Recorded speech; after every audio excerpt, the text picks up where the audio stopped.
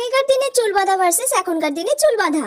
আগেকার দিনে দেখ আজকে আমি কি সুন্দর দুদিকে বিনুনি করে এসেছি। আমার তো দুদিকে বিনুনি করতে খুব ভালো লাগে, সেই জন্য আমি আজকে মাকে বলেছি দুদিকে বিনুনি করে দিতে। সুন্দর লাগছে না? আমি এরম করে রোজ রাত্রিরে ঘুমাই জানিস, যাতে আমার চুলটা এইখান থেকে এত বড় হয়ে যায়। আমি শুনেছি চুল বেঁধে দুদিকে বিনুনি করে নাকি ঘুমালে চুল অনেক বড় হয়ে যায় এখনকার দিনে।